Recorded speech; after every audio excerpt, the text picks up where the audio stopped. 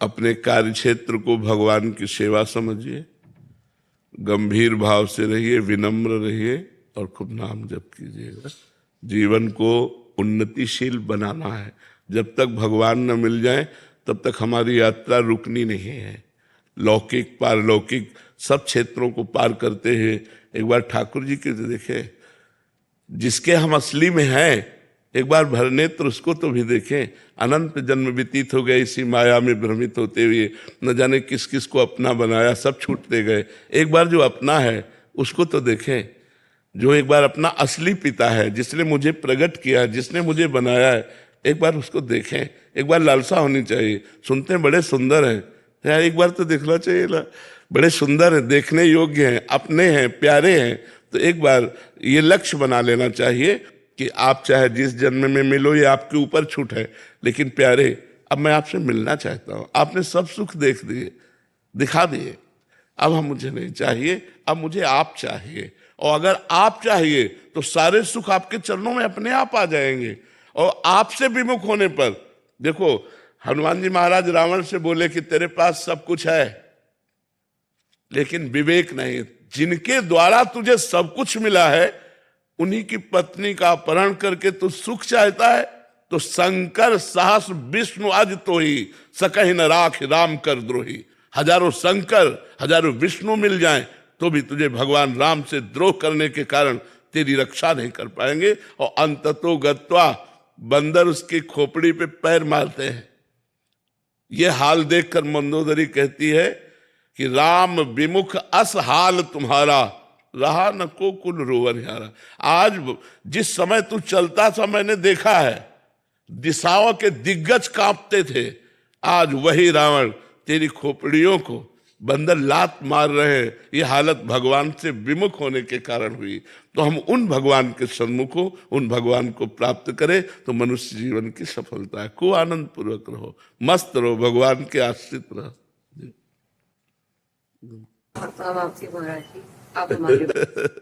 हम सब श्री जी के हैं। हम एक छत्र के नीचे हैं, जिसका है नीला छत्र है ना, नीला छत्र है ना आकाश, हम सब उसी के बच्चे हैं, हम उसी के हैं। हाँ, आगे का मार्ग आप नहीं जानते तो हम आपका हाथ पकड़ लिए, हमारा कोई हाथ पकड़े है, उसका कोई हाथ पकड़े है और उसका वो हाथ पकड़े है। ऐसे हम क्रम से जा रहे हैं। इष्ट आचार्य गुरुदेव उन्हीं के बल से हम जा रहे हैं। ये जो परंपरा बनी है वो ऐसे ही बनी है कि हम आपका हाथ पकड़े हैं, लेकिन मेरे में सामर्थ्य नहीं, मेरे गुरुदेव मेरा हाथ पकड़े हैं। लेकिन मेरे गुरुदेव आचार्य का हाथ पकड़े, आचार्य इष्ट का हाथ पकड़े, तो मतलब हम लाइन में ही है, हम वहीं पहुंच जाएंगे। जय जय श्री हरि।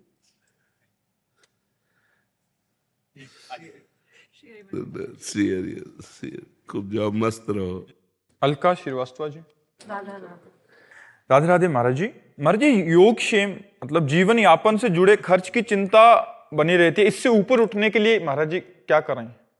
आप बताइए, आप दुख प्राप्ति की चाह करते हैं क्या? कोई स्वयं प्राप्त होता है ना, ऐसे सुख प्राप्त हो जाएगा जो आपके भाग्य में लिखा है।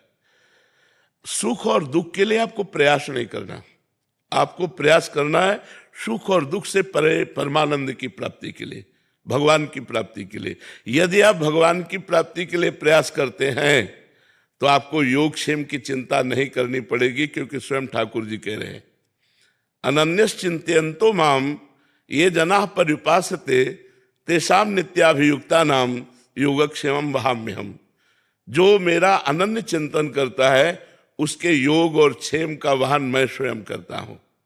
योग का तात्पर्य होता है प्राप्त जो है और अभी जो नहीं प्राप्त है, नहीं प्राप्ति की प्राप्ति कराने का नाम योग है, और जो प्राप्त है उसकी रक्षा करने का नाम क्षेम है।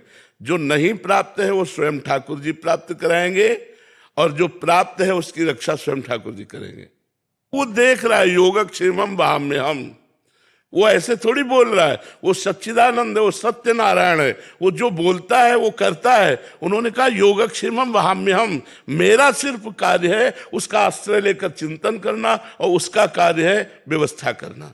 हम जब उसकी शरण में हैं तो उसकी व्यवस्था अपने आप होगी। आप चाहे गृहस्थ हो चाहे विरक्त हो, सबकी वो व्यवस्था करता है। हम आपको कैसे बताएं, वो इतना आगे से आगे देता रहता है।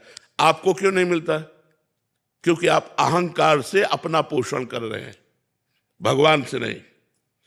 मैंने ये किया, मैं ये करूंगा। अहंकार विमूढ़ात्मा करता हमित मन्यते, तो उतना ही मिलेगा जितना आप कर रहे हो। अगर ऐसे हो गए, एक होता है गोदनामा और एक होता है निजी कमाई। जो भक्त होता है वो गोदनामे में होता है। हमारा विश्वास, हमारा आत्मनिर्भर भाव, हमारी आत्मा भगवान है, उन पर निर्भर भाव, तो कहते योगक्षेमम वहाम्यहम्। हम एक गृहस्थ की बात बताते, हम रोटी मांगने जाया करते थे, तो उनको देखते तो पूजा में ही लगे रहते। बिहारी जी के तीनों काल के दर्शन, यमुना स्नान, वृंदावन की प्रदक्षिणा और नाम जब भक्ति में रत रहते।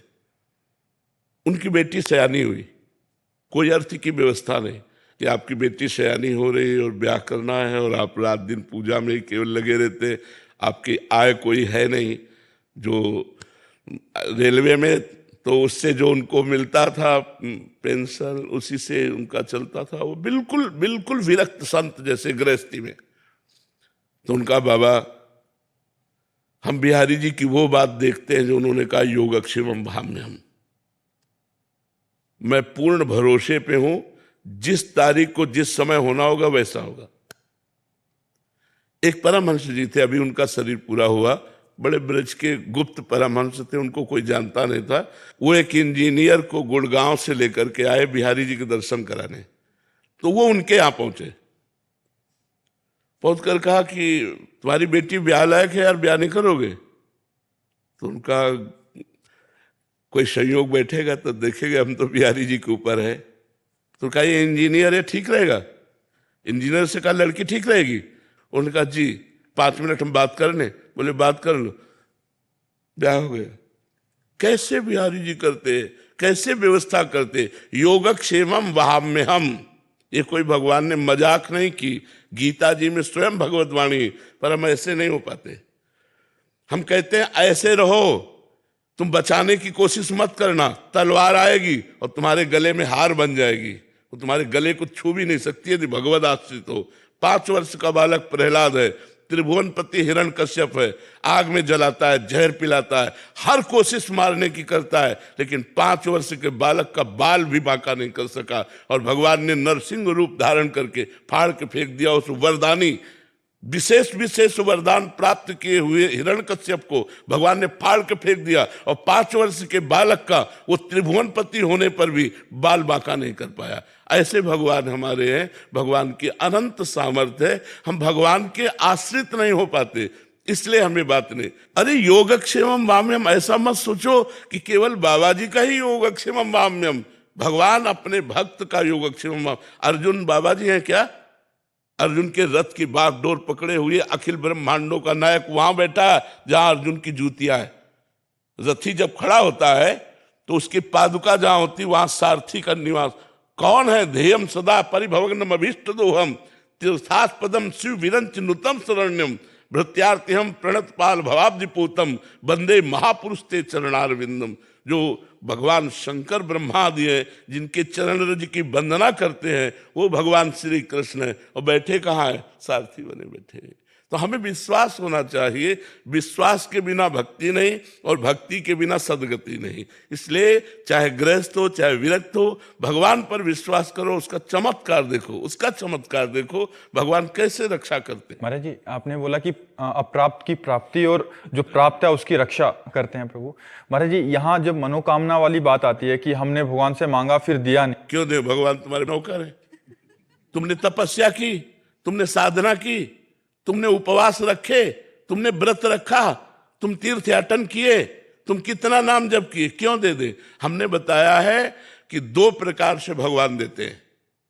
एक तो होता है अपनापन, जैसे ये हम दुनिया जो है हमारे भगवान की एक दुकान है, मेरे मालिक की दुकान में है सबका जीवन खाता। अब इस दुकान पर जब हम जाते हैं और हम कहें जरा सोने का हार दिखाइए, लीजिए पैसा आपको देना पड़ेगा।